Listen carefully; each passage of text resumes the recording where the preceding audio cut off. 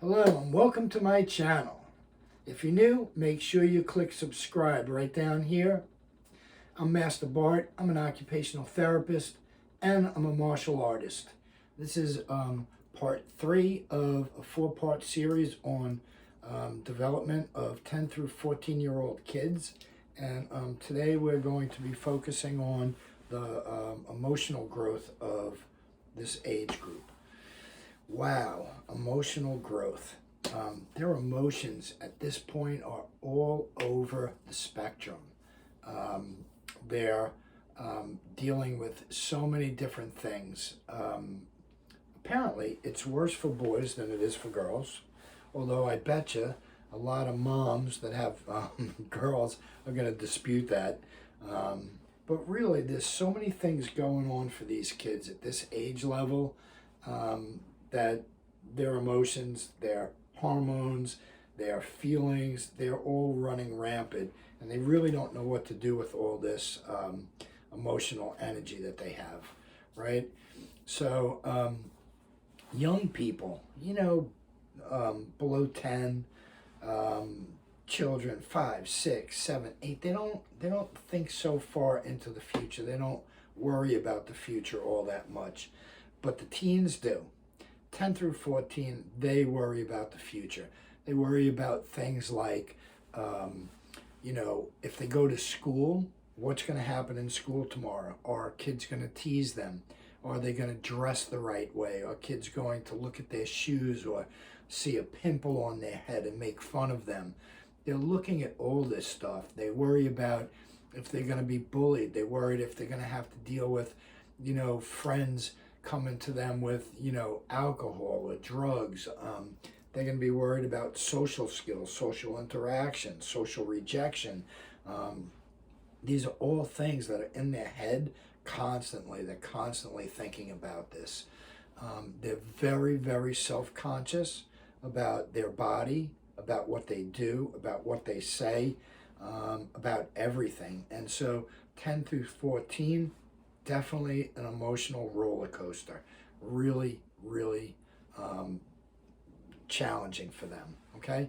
And for us, it's challenging as well, right? Because as parents, we have to kind of negotiate what they're feeling. We have to give them time to express their feelings, and we have to understand, what is okay right now in 5 minutes won't be okay, because they're in a constant process of figuring out life and figuring out what they feel, how they feel, and what they should be doing. So it's pretty time consuming for both parents and for the children. Well, what can you expect from these guys? Okay, definitely you can expect them at this point to hold back whenever they feel like they doubt themselves. So if you take them zip lining, or I was talking to some of the kids in the school about skiing that I did over the vacation, and they're like, oh, I don't know if I can do that. I'm afraid of falling. And the ground's going to catch you all the time, If there's a slightest bit of doubt that they're not going to be able to be successful at what they're doing, they're going to hold back. They're going to reevaluate it, and possibly in the future, maybe pick it up again, but they're going to hold back initially. They're going to lose focus on things that don't really spur their interest. Things they have to do, they just don't have that drive or that inner interest in doing. They're going to lose focus immediately. And that's going to cause a ripple effect, because as soon as they lose focus, they're going to lose their technique, they're going to lose their skill, they're going to lose everything that that goes along with being able to focus on things, right? They're going to definitely, like I said before, have this fluctuating attitude.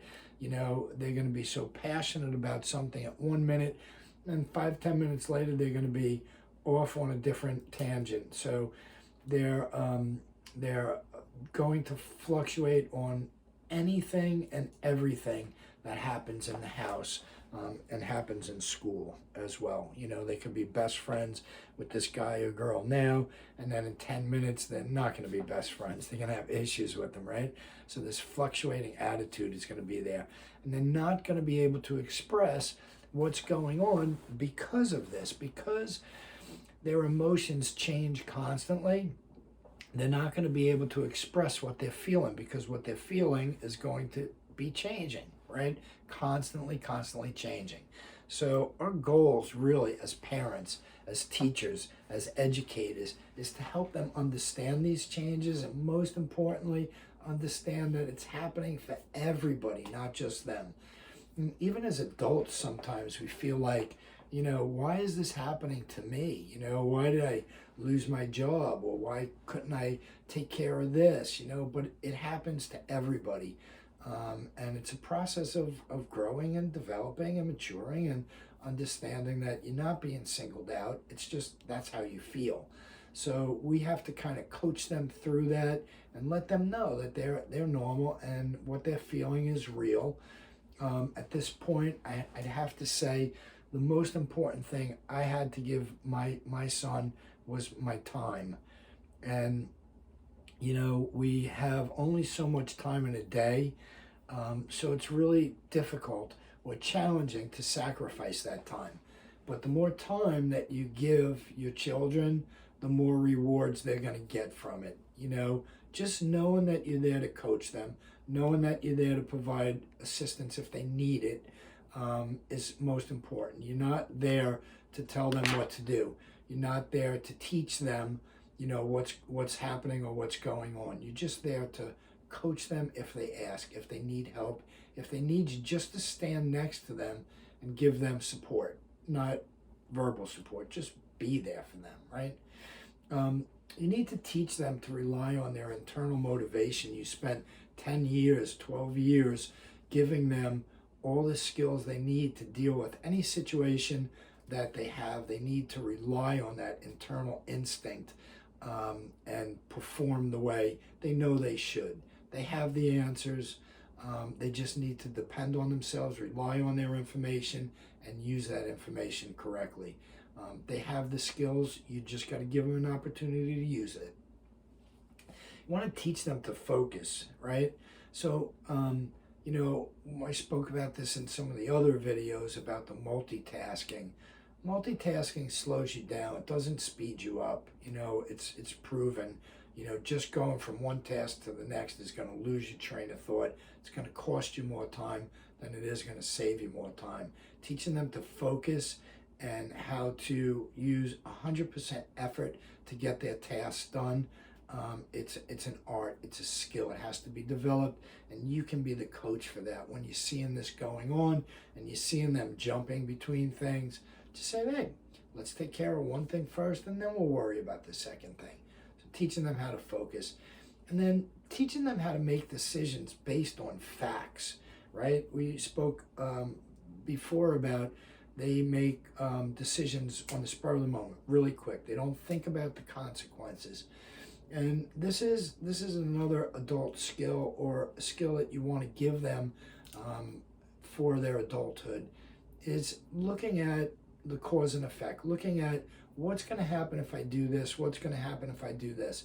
You are planning or helping them plan their future. So being able to kind of just go over with them how to make a decision based on facts instead of on how they feel, it's going to help them grow. So most important here is this channel is all about your children, right? So post comments below. Let us know what you're struggling with.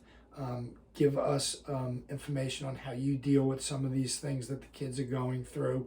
Even if it's just hold your breath for a minute, right? Whatever it is might help somebody else. The goal is to make our children the most awesome children in the community. We can do that here by sharing information. Share the video with somebody you love, somebody who has children, somebody who might be struggling with these things. Like the video and subscribe, okay? Let's get this information out to as many parents as we can, and let's raise a community of awesome teenagers. That's it for me today. I'll see you guys next time.